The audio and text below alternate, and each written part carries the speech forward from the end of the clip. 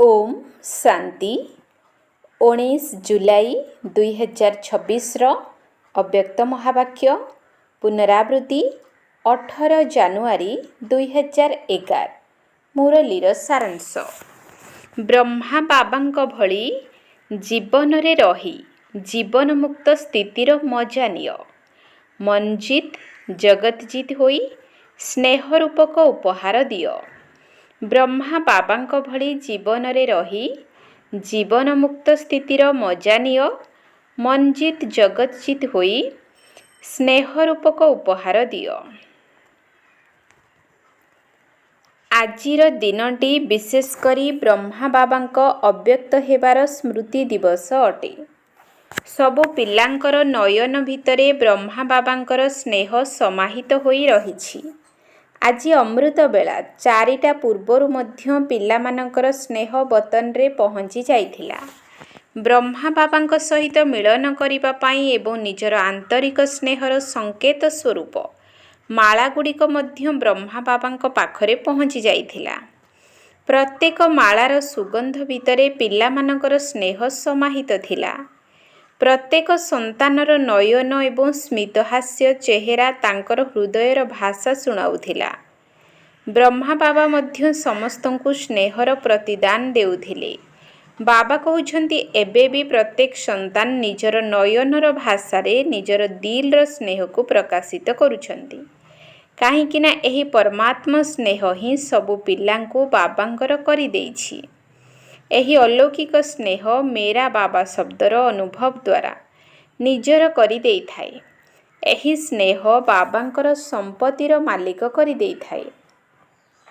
काहेकि ना पिला माने कहिले मेरा बाबा, तेणु मेरा बाबा कहिबा अर्थ सर्व संपत्तिर मालिक हेबा। एही स्नेह गोटिए सेकेंड भितरे दैहिक स्मृति को भुलाई देही अभिमानी करि दिए, जहाद्वारा एकमात्र बाबांक व्यतीत अन्य किछि भी आत्मा को आकर्षित करि न थाए। तेणु एही दिनर बहुत बड़ महत्व रहिछि। एहा केवल स्मृतिर दिवस नुहे समर्थि दिवस मध्य अटे। काहेकि ना एही दिन बाबा पिला मानंकु विश्व सेवा करिबा पाई निजे निर्देशकर्ता होई पिला मानंकु कर्मकर्ता हेबार तिलक देइथिले। पुत्र द्वारा पितांकर प्रत्यक्षतार पिलामानंकु निमित्त करिथिले। सेवार सफलतार साधन रूपरे निजे निर्देशकर्ता हेले एवं पिलामानंकु कर्मकर्ता करिले। काहेकिना सेवारे सफलतार साधन हेला मु कर्मकर्ता अटे। निर्देशकर्ता बाबा मो द्वारा कराउछंती।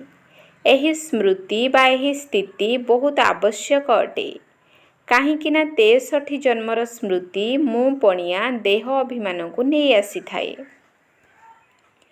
निर्देशकर्ता बाबा कराउछंती, मु निमित्त कर्मकर्ता अटे। एही स्मृति द्वारा निजको निमित्त मने करिबा द्वारा देह अभिमान समाप्त होई थाए। तेणु पिला मानंकु एथि पाई ही कर्मकर्ता करी निजे निर्देशकर्ता होई गले। कर्मकर्ता हेबा द्वारा स्वतः ही निमित्त होई थाओ एवं नम्रता मध्य आसी थाए।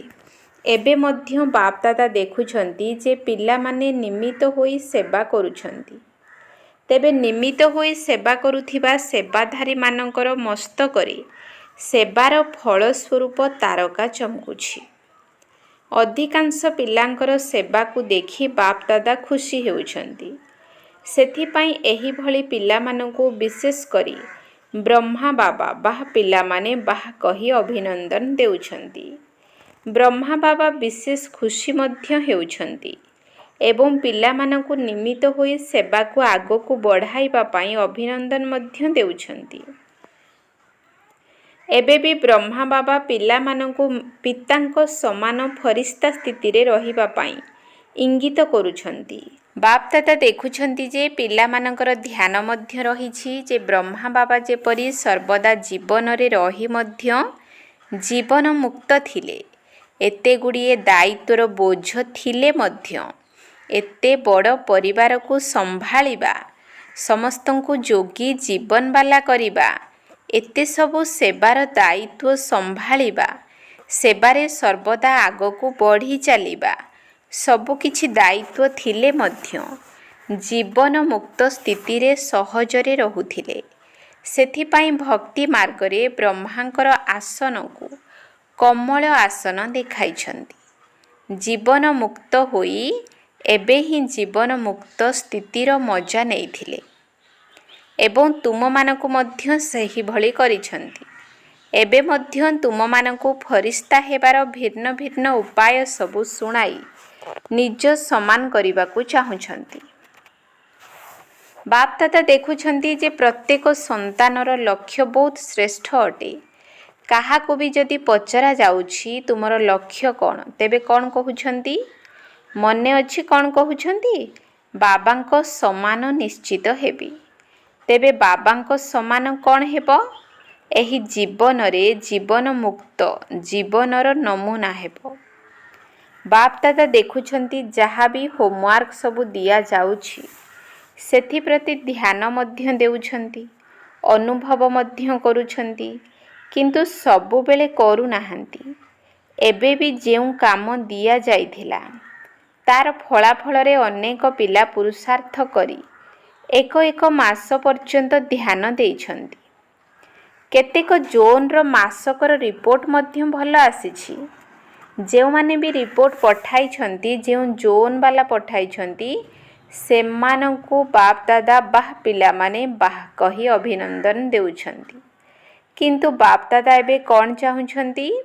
ଏବେ ବାପ ଦାଦା ପ୍ରତ୍ୟେକ ସନ୍ତାନ ଠାରୁ ଏହି କଥା ଚାହୁଁଛନ୍ତି ଯେ ଏବେ ତ କେବେ କେବେ ଠିକ୍ ରହୁଛ, କିନ୍ତୁ ବାପ ଦାଦା ସବୁଦିନ ପାଇଁ ଚାହୁଁଛନ୍ତି। ଭଲ ଯୋଗୀ ମଧ୍ୟ ଅଟ, କିନ୍ତୁ ସଦାକାଳର ଯୋଗୀ କରିବାକୁ ଚାହୁଁଛନ୍ତି। ଆଜିକାଲି ବାପ ଦାଦା ପିଲାମାନଙ୍କୁ କାମ ମଧ୍ୟ ଦେଇଥିଲେ। ସର୍ବଦା ଯୋଗଯୁକ୍ତ ସ୍ଥିତିରେ ରହିବା ପାଇଁ ପ୍ରତି ଘଣ୍ଟାରେ ନିଜ ପାଇଁ କୌଣସି ନା କୌଣସି ଉପାୟ ରଚନା କର, ଯାହାଦ୍ୱାରା କେବେ କେବେ ଶବ୍ଦ ପରିବର୍ତ୍ତନ ହୋଇ ସଦା ଶବ୍ଦ ଆସିଯିବ। ଏବେ ବାପ ଦାଦା ଏହି କଥା ଚାହୁଁଛନ୍ତି। ଯେପରି ଗାୟନ ଅଛି, ମନକୁ ଜିତିଲେ ଜଗତକୁ ଜିତିବ, ଅର୍ଥାତ୍ ମନକୁ ଯେଉଁ ସଂକଳ୍ପ ଦିଆଯିବ ତାହା ହିଁ କରିବ। କାହିଁକି ଜାଣିଛ? ଯେପରି ଅନ୍ୟ ସବୁ କର୍ମେନ୍ଦ୍ରିୟ ଗୁଡ଼ିକ ଯେବେ ଇଚ୍ଛା ଯେପରି ଇଚ୍ଛା ସେହିପରି କରୁଛନ୍ତି ନା, ସେହିପରି ମନକୁ ମଧ୍ୟ ଯେଉଁ ଆଦେଶ ଦେବ ତାହା ହିଁ କରିବ। ଏହାର ଅଭ୍ୟାସ ମଧ୍ୟ କରୁଛ, କିନ୍ତୁ ସବୁବେଳେ କରୁନାହଁ। ବାପ ଦାଦା ଏବେ ଏହି କଥା ଚାହୁଁଛନ୍ତି ଯେ ମନକୁ ଶକ୍ତିର ଲଗାମ ଦ୍ୱାରା ଯେପରି ଚଲାଇବାକୁ ଚାହିଁବ ସେହିପରି ଚଲାଅ। ଯେଉଁଭଳି ଗାୟନ ରହିଛି, ମନକୁ ଜିତିଲେ ଜଗତକୁ ଜିତିବ, ସେହି ଗାୟନ କାହାର ଅଟେ? ତୁମମାନଙ୍କର ହିଁ ତ ଗାୟନ ଅଟେ। ସବୁ କଳ୍ପରେ କରୁଛ, ସେଥିପାଇଁ ତ ଗାୟନ ହେଉଛି। କାହିଁକି ନା ଯେପରି ଅନ୍ୟ ସବୁ କର୍ମେନ୍ଦ୍ରିୟ ଗୁଡ଼ିକୁ ମୋର ବୋଲି କହୁଛ, ସେହିପରି ମନକୁ ମଧ୍ୟ ମୋର କହୁଛ। ମୋର କହିବା ଅର୍ଥ ମାଲିକ ଅଟ। ମନ ଦ୍ୱାରା ଯେଉଁ ସଂକଳ୍ପ କରିବାକୁ ଚାହିଁବ ଏବଂ ଯେତେ ସମୟ କରିବାକୁ ଚାହିଁବ, ସେଥିପାଇଁ ସେ ବାଧ୍ୟ ଅଟେ। କାହିଁକି ନା ମୋର ଅଟେ ନା। ତେଣୁ ବାପ ଦାଦା ଏହି ସ୍ନେହ ଦିବସରେ ଏହି ହୋମୱାର୍କ ଦେବା ପାଇଁ ଚାହୁଁଛନ୍ତି ଯେ ଯେଉଁ ସଂକଳ୍ପ କରିବାକୁ ଚାହିଁବ ସେହି ସଂକଳ୍ପ ଚାଲୁଥିବ। ଯଦି ତୁମେ ଶୁଦ୍ଧ ସଂକଳ୍ପ କରିବାକୁ ଚାହୁଁଛ, ତେବେ ସେହି ଶୁଦ୍ଧ ସଂକଳ୍ପ ବ୍ୟର୍ଥ ସଂକଳ୍ପକୁ ସମାପ୍ତ କରିଦେଇପାରୁଥିବ। ଚାହୁଁଥିବ ଯୋଗ ଲଗାଇବା ପାଇଁ, କିନ୍ତୁ ସଂସ୍କାରର ବଶୀଭୂତ ହୋଇ ବ୍ୟର୍ଥ ସଂକଳ୍ପ ଚାଲୁଥିବ ବା ଯୋଗର ସିଦ୍ଧି ମିଳୁନଥିବ। ଏସବୁ କଣ୍ଟ୍ରୋଲ ହେବା ଦରକାର। ଯଦି ଗୋଟିଏ ଘଣ୍ଟା ଯୋଗ ଲଗାଇବାକୁ ଚାହୁଁଛ, ତେବେ ମନ ତୁମକୁ ହଲଚଲ ନ କରୁ। ଆତ୍ମା ମାଲିକ ଅଟେ, ମନ ମାଲିକ ନୁହେଁ। ମନ ତ ଆତ୍ମାର ସାଥୀ ଅଟେ। ତେଣୁ ସାଥୀକୁ ସ୍ନେହର ସହିତ ଆଦେଶ ଦିଅ। ମନ ଜିତ୍ ହୁଅ। କାହିଁକି ନା ବାପ ଦାଦାଙ୍କ ପାଖକୁ ବହୁତ ପିଲାଙ୍କର ସମାଚାର ଆସୁଛି। ବ୍ୟର୍ଥ ସଂକଳ୍ପ ବହୁତ ସମୟ ଆସୁଛି, ନ ଚାହିଁଲେ ମଧ୍ୟ ଆସୁଛି। ତେବେ କ'ଣ ଏହାକୁ ମାଲିକ କୁହାଯିବ? ତେବେ ବ୍ରହ୍ମା ବାବାଙ୍କ ସହିତ ସ୍ନେହ ଅଛି ନା? ତେଣୁ ଆଜି ବାବା ସ୍ନେହର ସହିତ ନିଜର ଦିଲର ଆଶା ପିଲାମାନଙ୍କୁ ଶୁଣାଉଛନ୍ତି ଯେ ଏବେ ମନ ଜିତ୍ ଜଗତ ଜିତ୍ ହେବାକୁ ହିଁ ପଡ଼ିବ। ତେବେ ବ୍ରହ୍ମା ବାବାଙ୍କୁ ଏହି ସ୍ନେହପୂର୍ଣ୍ଣ ଉପହାର ଦେବ ନା? ସ୍ନେହରେ କ'ଣ ସବୁ ଦେଇଥାନ୍ତି? ଉପହାର ଦେଇଥାନ୍ତି ନା? ତେଣୁ ଆଜି ବ୍ରହ୍ମା ବାବା ପିଲାମାନଙ୍କୁ ଏହି ଉପହାର ଦେବା ପାଇଁ କହୁଛନ୍ତି। ପ୍ରସ୍ତୁତ ଅଛ ତ? କ'ଣ ପ୍ରସ୍ତୁତ ଅଛ ତ? ହାତ ଉଠାଅ। ତେଣୁ ଏବେ ଯେତେବେଳେ ବି ଆଦେଶ ଦିଆଯିବ, ଆଜି ଦିନଠାରୁ ବ୍ୟର୍ଥ ସଂକଳ୍ପକୁ ଆସିବାକୁ ଦେବ ନାହିଁ। କରିପାରିବ? ଆଜି 2 ଘଣ୍ଟା, କାଲି 4 ଘଣ୍ଟା ଯୋଗ ସ୍ଥିତିରେ ରହି କର୍ମ ମଧ୍ୟ କର, ଯୋଗ ମଧ୍ୟ ଲଗାଅ। କରିପାରିବ? କରିପାରିବ? କରିବ? ଚାଲ। ଏବେ ଯାହା ବିତି ଯାଇଛି ତାକୁ ବିନ୍ଦୁ ଲଗାଇ ଦିଅ। କିନ୍ତୁ ଏବେ ଯଦି ଆଦେଶ ମିଳିବ ଯେ ଆଜିର ଦିନଟି ବ୍ୟର୍ଥ ସଂକଳ୍ପକୁ ଫୁଲଷ୍ଟପ୍ ଲଗାଅ, ତେବେ କରିବାକୁ ତ ପଡ଼ିବ ନା। ଆଜି ଯୋଗରେ ଏହି ଲକ୍ଷ୍ୟ ରଖ। ସେହି ଅନୁସାରେ ସାରା ଦିନର ପୁରୁଷାର୍ଥ କରିବାକୁ ପଡ଼ିବ ନା।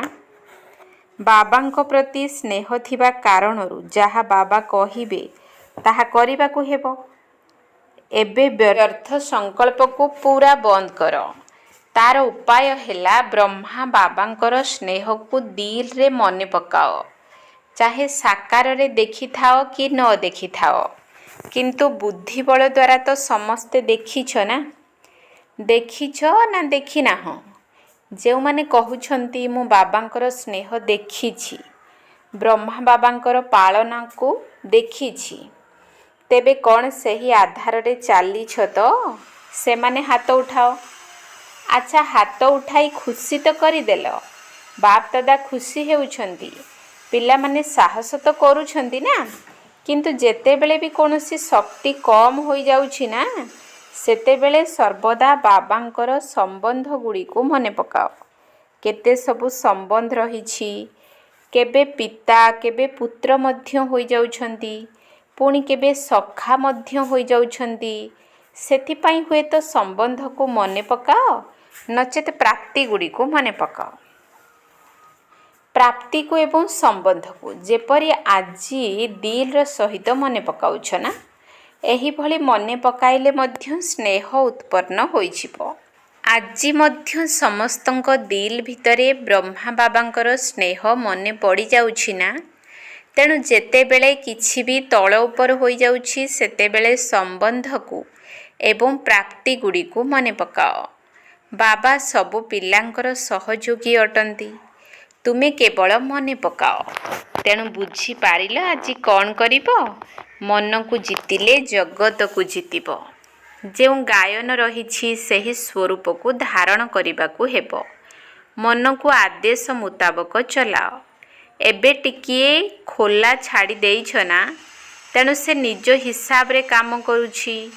ଏବେ ତା ଉପରେ ଧ୍ୟାନ ଦିଅ। ମନ ତୁମ ଆଦେଶରେ ଚାଲୁ, ନୁହେଁ କି ତୁମେ ମନର ଆଦେଶ ଅନୁସାରେ ଚାଲିବ। ଚାହୁଁଛ ଜ୍ଞାନର ପଏଣ୍ଟ ଗୁଡ଼ିକରେ ରମଣ କରିବା ପାଇଁ, କିନ୍ତୁ ଆସିଯାଉଛି ଫାଲତୁ ସଂକଳ୍ପ। ତେବେ କ'ଣ ହେଲା?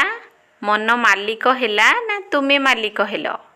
ତେଣୁ ସମସ୍ତେ ଏହି ହୋମୱାର୍କକୁ ବୁଝିପାରିଲ ତ? ମନଜିତ୍ ହେବାକୁ ପଡ଼ିବ। ଯାହା ଆଦେଶ ଦେବ ସେ ମାନିବ, ନିଶ୍ଚିତ ମାନିବ। ଟିକିଏ ଧ୍ୟାନ ଦେବାକୁ ପଡ଼ିବ, ବାସ୍। ମାତାମାନେ ବା ଟିଚରମାନେ କୁହ, ହୋଇପାରିବ? ହୋଇପାରିବ? ଟିଚରମାନେ ହାତ ଉଠାଅ। ଟିଚରମାନେ ହାତ ଉଠାଉଛନ୍ତି। ଯଦି ଭାବୁଛ ହୋଇପାରିବ, ତେବେ ହାତ ଉଠାଅ। ପ୍ରଥମ ଧାଡ଼ିବାଲା ହାତ ତ ହଲାଅ। ଭାଇମାନେ ହାତ ହଲାଅ। ବାଃ, ତେବେ ତ ବ୍ରହ୍ମା ବାବାଙ୍କୁ ସ୍ନେହର ଉପହାର ଦେଇଦେଲ। ଏଥିପାଇଁ ଅଭିନନ୍ଦନ, ଅଭିନନ୍ଦନ। ଭଲ କଥା। ବାପ ଦାଦାଙ୍କ ପ୍ରତି ସ୍ନେହ ମଧ୍ୟ ବହୁତ ସହଯୋଗ ଦେଇଛି। ଦିଲର ସହିତ କହିଲ ମେରା ବାବା। ତେବେ ମୁଁ କିଏ? ବାବାଙ୍କର ଗେହ୍ଲା ସନ୍ତାନ। ସମସ୍ତେ କେତେ ଥର କହୁଛ ମେରା ବାବା, ମେରା ବାବା। କେତେ ଥର କହୁଛ? ବାବା ଶୁଣିଛନ୍ତି ନା, ସବୁ ନୋଟ କରୁଛନ୍ତି। ଡବଲ ବିଦେଶୀମାନେ ମଧ୍ୟ ଶୁଣୁଛନ୍ତି ନା। ବାପ ଦାଦା ଦେଖୁଛନ୍ତି ସାରା ସିଜିନ୍ ଡବଲ ବିଦେଶୀମାନେ ନିଶ୍ଚିତ ଉପସ୍ଥିତ ଅଛନ୍ତି। ସବୁ ସମୟରେ ମଧୁବନରେ ହାଜିର ଅଛନ୍ତି। ଏବେ ମଧ୍ୟ 350 ଜଣ ଅଛନ୍ତି। ନିଜ ପାଳିରେ ମଧ୍ୟ ଆସୁଛନ୍ତି, କିନ୍ତୁ ସବୁ ପାଳିରେ କେଉଁଠୁ ନା କେଉଁଠୁ କିଛି କିଛି ଆସି ଯାଉଛନ୍ତି। ତେବେ ବର୍ତ୍ତମାନ ଏହାର ଫଳାଫଳ ବାପ ଦାଦା ମଧ୍ୟ ଦେଖିବେ ଏବଂ ତୁମେମାନେ ମଧ୍ୟ ସାକ୍ଷୀ ହୋଇ ନିଜେ ନିଜର ଫଳାଫଳକୁ ଦେଖୁଥାଅ ଏବଂ ଏହି କଥା ମନେ ରଖିଥାଅ ଯେ ମନର ମାଲିକ ହେବାର ପ୍ରତିଶ୍ରୁତି ବାପ ଦାଦାଙ୍କୁ ଦେଇଛି। ବାପ ଦାଦା ଏବେ ପିଲାମାନଙ୍କୁ ଅତି କମରେ ଗୋଟିଏ ଗୋଟିଏ ଜୁନ୍କୁ ତ ଏହି କାର୍ଯ୍ୟ ଦେଇପାରିବେ ଯେ ଏହି ଜୁନ୍ ଏହି ସପ୍ତାହ ବା 15 ଦିନରେ ଫଳାଫଳର ସମାଚାର ଦେଉ। ଯେ ବ୍ୟର୍ଥ ସଂକଳ୍ପ ନୁହେଁ, କିନ୍ତୁ ଯେଉଁ ବିଷୟ ମନକୁ ଦିଆଗଲା ସେ ତାକୁ କରିଲା ନା ନାହିଁ। କ'ଣ ଟିଚରମାନଙ୍କୁ ମଞ୍ଜୁର ଅଟେ ତ? ମଞ୍ଜୁର ତ? ଜୁନ୍କୁ କାର୍ଯ୍ୟ ଦିଆଯିବ ତ? ଟିଚରମାନେ ହାତ ଉଠାଅ। ମହାରାଷ୍ଟ୍ର ଆସିଛି ନା? ତେବେ ମହାରାଷ୍ଟ୍ରକୁ ତ ମହାନ କାମ ଦିଆଯିବ ନା। ବାପ ଦାଦାଙ୍କ ଭିତରେ ପ୍ରତ୍ୟେକ ଜୁନ୍ ପାଇଁ ସ୍ନେହ ରହିଛି ଏବଂ ସର୍ବଦା ଏହି ନିଶ୍ଚୟ ମଧ୍ୟ ରହୁଛି ଯେ ଏହି ପିଲାମାନେ ପିତାଙ୍କର ଆଦେଶକୁ ନିଶ୍ଚିତ ମାନିବେ। କ'ଣ ଏହା ଠିକ୍ କଥା ନା? କ'ଣ କହୁଛ ମହାରାଷ୍ଟ୍ରବାଲା? ବାବା ଯାହା ଯାହା କହିବେ ତାହା କରିବୁ, ଏଇଆ ନା? ମହାରାଷ୍ଟ୍ରବାଲା ହାତ ଉଠାଅ। ବହୁତ ଅଛନ୍ତି, 3 ଭାଗ ଅଛନ୍ତି। ତେବେ ସବୁ ଜୁନ୍ ବାବାଙ୍କର ଆଜ୍ଞାକାରୀ ଅଟନ୍ତି। ସମସ୍ତେ ମୁଣ୍ଡ ହଲାଉଛନ୍ତି। ବାବାଙ୍କର ମଧ୍ୟ ନିଶ୍ଚୟ ରହିଛି ଯେ ମୋର ସବୁ ପିଲାମାନେ ନିଶ୍ଚୟ ବୁଦ୍ଧି ହିଁ ଅଟନ୍ତି। ବାପ ଦାଦା କହୁଛନ୍ତି ପ୍ରତିଦିନ ତୁମେମାନେ ଯେଉଁ ମହାବାକ୍ୟ ଶୁଣୁଛ ତାହା ହିଁ ତୁମ ପାଇଁ ହୋମୱାର୍କ ଅଟେ। ଯଦି ପ୍ରତିଦିନର ମୁରଲୀରେ ବାବା ଯାହା ସବୁ କହିଲେ ଏବଂ ପିଲାମାନେ କରିଦେଲେ ତେବେ ତାଙ୍କୁ କୁହାଯିବ ଶିକିଲଧେ ସନ୍ତାନ ବା ଆଜ୍ଞାକାରୀ ସନ୍ତାନ। କ'ଣ କରିବାକୁ ହେବ ତାହା ପ୍ରତିଦିନର ମୁରଲୀରୁ ପଢ଼ିନିଅ। କାହିଁକି ନା ବାପ ଦାଦା ଦେଖୁଛନ୍ତି ଅଧିକାଂଶ ପିଲା ମୁରଲୀ ସହିତ ସ୍ନେହ ରଖୁଛନ୍ତି। ଯଦି କାହାର ମୁରଲୀ ପ୍ରତି ସେତିକି ସ୍ନେହ ନାହିଁ କିନ୍ତୁ କହୁଛି ବାବା ମୋର ଆପଣଙ୍କ ସହିତ ବହୁତ ସ୍ନେହ ଅଛି, ତେବେ ବାବାଙ୍କର ସ୍ନେହ କାହା ସହିତ ଅଛି? ମୁରଲୀ ସହିତ। ମୁରଲୀ ଶୁଣାଇବା ପାଇଁ କେତେ ଦୂରରୁ ଆସୁଛନ୍ତି। ଏଭଳି କେହି ଟିଚର ଥିବ ଯିଏକି ଏତେ ଦୂରରୁ ପାଠ ପଢ଼ାଇବା ପାଇଁ ଆସୁଥିବ। ତେଣୁ ଯଦି ବାବାଙ୍କର ସ୍ନେହ ମୁରଲୀ ସହିତ ଅଛି, ଯେଉଁମାନେ ମେରା ବାବା କହୁଛନ୍ତି ସେମାନଙ୍କର ପ୍ରଥମ ସ୍ନେହ ବାବାଙ୍କ ସହିତ ବାବାଙ୍କର ମୁରଲୀ ପ୍ରତି ମଧ୍ୟ ରହିବା ଦରକାର। ଦେଖ ବ୍ରହ୍ମା ବାବା ଗୋଟିଏ ଦିନ ବି ମୁରଲୀ ବନ୍ଦ କରିନାହାନ୍ତି। ଚାହେ କୌଣସି କାରଣରୁ ବମ୍ବେ ମଧ୍ୟ ଯିବାକୁ ପଡ଼ୁଥିଲା, କିନ୍ତୁ ମୁରଲୀ ପଠାଉଥିଲେ ଏବଂ ମାତେଶ୍ୱରୀ ପଢ଼ି ଶୁଣାଉଥିଲେ। ଶେଷ ଦିନ ଦେହ ଟିକିଏ ଖରାପ ହେଲା, ସେଥିପାଇଁ ସକାଳ କ୍ଲାସ୍ କରାଇ ନଥିଲେ, କିନ୍ତୁ ସନ୍ଧ୍ୟାବେଳେ କ୍ଲାସ୍ କରାଇବା ପରେ ଯାଇ ଅବ୍ୟକ୍ତ ହୋଇଥିଲେ। ତେଣୁ ବ୍ରହ୍ମା ବାବାଙ୍କର ସ୍ନେହ କାହା ସହିତ ହେଲା? ମୁରଲୀ ସହିତ। ଯଦି କେହି ଭାବୁଛି ମୋର ବାବାଙ୍କ ସହିତ ସ୍ନେହ ଅଛି, ତେବେ ବାବାଙ୍କର ଯାହା ପ୍ରତି ସ୍ନେହ ଥିଲା ପିଲାମାନଙ୍କର ମଧ୍ୟ ରହିବା ଦରକାର ନା। ତେଣୁ ମୁରଲୀ ପ୍ରତିଦିନ କ୍ଲାସ୍ରେ ହିଁ ପଢ଼ିବା ବା ଶୁଣିବା ଦରକାର। ଯଦି କୌଣସି ଅସୁବିଧା ଅଛି, ବାହାନା କରୁନାହିଁ, କାରଣ ଯଥାର୍ଥ ଅଛି, ତେବେ କାହାଠାରୁ ଶୁଣିନିଅ। ତେବେ ଯେଉଁମାନେ ଭାବୁଛନ୍ତି ଯେ ମୁଁ ମୁରଲୀର ସେତିକି ମହତ୍ତ୍ୱ ରଖିବି ସେମାନେ ହାତ ଉଠାଅ। ଆଚ୍ଛା, ଏଠାକୁ ତ ସବୁ ଦେଖାଯାଉଛି।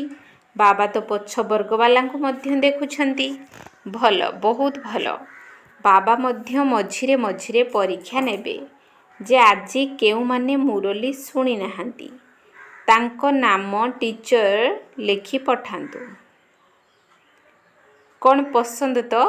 ଆଚ୍ଛା, ଆଜି ବ୍ରହ୍ମା ବାବା ପ୍ରତ୍ୟେକ ପିଲା ସହିତ ମିଶି ବହୁତ ବହୁତ ସ୍ନେହର ସହିତ ପ୍ରତ୍ୟେକ ସନ୍ତାନଙ୍କୁ ନୟନ ଦ୍ୱାରା ସ୍ନେହ ଦେଉଛନ୍ତି। ଡବଲ ବିଦେଶୀ ଭାଇ ଭଉଣୀଙ୍କ ସହିତ विदेश वालांको भितरे सेवार उमंग उत्साह बहुत भल अछि। बाप दादा सबु पिलांकु एही कथा कहउछंती जे सेवा खूब कर, काहींकिना समय केतेबेले भी बदली जाई पारे, ଯାହାକି ସବୁ ସେବା କରିବାକୁ ଚାହିଁଲେ ମଧ୍ୟ କରିପାରିବ ନାହିଁ। ଏଭଳି ସମୟ ମଧ୍ୟ ଆସିବ, ସେଥିପାଇଁ ଯାହା କରିବାର ଅଛି ତାକୁ ଏବେ କର, କେବେ ନୁହେଁ ଏବେ। ବାପ ଦାଦା ସବୁବେଳେ କହୁଛନ୍ତି ଯେ କାଲି ଉପରେ ଛାଡ଼ ନାହିଁ, ଆଜି ଉପରେ ମଧ୍ୟ ନୁହେଁ ଏବେ, କାହିଁକିନା ସମୟ ଏବଂ ପାଞ୍ଚ ତତ୍ତ୍ୱ ବାବାଙ୍କ ପାଖକୁ ଆସୁଛନ୍ତି, ପଚାରୁଛନ୍ତି ଆମକୁ କୁହ ଏହିଭଳି ଦୁଃଖର ସିନ୍ ଆଉ କେତେ ଦିନ ଚାଲିବ। ଯେହେତୁ ନିଜେ ଦୁଃଖୀ ହେଉଛନ୍ତି ତେବେ କ'ଣ କରିବେ? ମନୁଷ୍ୟ ଆତ୍ମାମାନଙ୍କୁ ମଧ୍ୟ ଦୁଃଖୀ କରିବେ ନା। ସେଥିପାଇଁ ଯେଉଁମାନେ ବି ଆସିଛ ସମସ୍ତଙ୍କୁ ସଂକଳ୍ପ କରିବାକୁ ହେବ ଯେ ବ୍ରାହ୍ମଣ ଜୀବନ ଯେପରି ଆବଶ୍ୟକ ଅଟେ, ସେହିପରି ବର୍ତ୍ତମାନ ସମୟରେ ସମସ୍ତଙ୍କ ପାଇଁ ସେବା କରିବା ମଧ୍ୟ ଜରୁରୀ ଅଟେ। ନିଜେ କର ନଚେତ୍ କରାଅ। ବାକି ବାପ ଦାଦା ଯେଉଁ ହୋମୱାର୍କ ଦେଇଛନ୍ତି, ମନକୁ ଜିତି ଜଗତକୁ ଜିତିବାକୁ ହିଁ ପଡ଼ିବ। ଏହା ତୁମମାନଙ୍କର ହିଁ ଗାୟନ ଅଟେ, ତାକୁ କେବଳ ଦୋହରାଇବାକୁ ହେବ। ଚାରିଆଡ଼ୁ ପିଲାମାନଙ୍କ ଦ୍ୱାରା ସନ୍ଦେଶ ସବୁ ଆସିଛି। ଚାରିଆଡ଼ୁ ଆସିଥିବା ସ୍ନେହଯୁକ୍ତ ମିଠା ମିଠା ଭାବ ବା ଭିନ୍ନ ଭିନ୍ନ ଶବ୍ଦଗୁଡ଼ିକ ଦ୍ୱାରା ସ୍ମୃତି, ଚାରିଆଡ଼ୁ ଭିନ୍ନ ଭିନ୍ନ ପତ୍ରଗୁଡ଼ିକ ମଧ୍ୟ ଆସିଛି।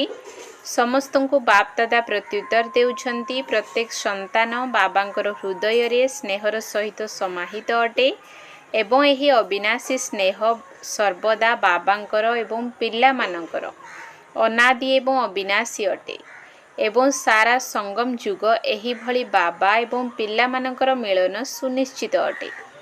ଆଚ୍ଛା, ଏବେ ଯେଉଁ ପିଲାମାନେ ସମ୍ମୁଖରେ ଅଛନ୍ତି ବା ଦୂରରେ ବସି ମଧ୍ୟ ଦେଖୁଛନ୍ତି, ବାପ ଦାଦା ଶୁଣୁଛନ୍ତି ଯେ ଏବେ ତ ଇଆଡ଼େ ଚେଷ୍ଟା କରୁଛନ୍ତି ଯେ ସବୁ ଦେଶରେ ସେବା କେନ୍ଦ୍ରକୁ ଯାଇ ମଧ୍ୟ ଦେଖୁଛନ୍ତି ବା ଶୁଣୁଛନ୍ତି।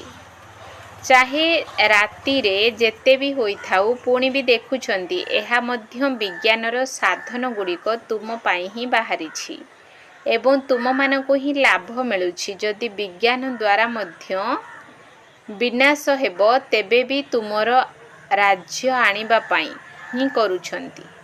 ତେବେ ଚାରିଆଡ଼ର ସ୍ନେହୀ ପିଲାମାନଙ୍କୁ ବିଶେଷ କରି ବ୍ରହ୍ମା ବାବାଙ୍କର ସ୍ନେହ ସମ୍ପନ୍ନ ଶୁଭେଚ୍ଛା ଏବଂ ଦିଲର ପ୍ୟାର ସ୍ୱୀକାର ହେଉ। ଆତ୍ମିକ ସନ୍ତାନମାନଙ୍କର ଆତ୍ମିକ ବାପ ଦାଦାଙ୍କୁ ନମସ୍ତେ ନମସ୍ତେ ନମସ୍ତେ, ସୁପ୍ରଭାତ। ବରଦାନ। ସତ୍ୟତା ଏବଂ ସ୍ୱଚ୍ଛତା ଧାରଣା ଦ୍ୱାରା ସମୀପତାର ଅନୁଭବ କରୁଥିବା ସମ୍ପୂର୍ଣ୍ଣ ମୂରତ ଭବ। ସତ୍ୟତା ଏବଂ ସ୍ୱଚ୍ଛତାର ଧାରଣା ଦ୍ୱାରା ସମୀପତାର ଅନୁଭବ କରୁଥିବା ସମ୍ପୂର୍ଣ୍ଣ ମୂରତ ଭବ।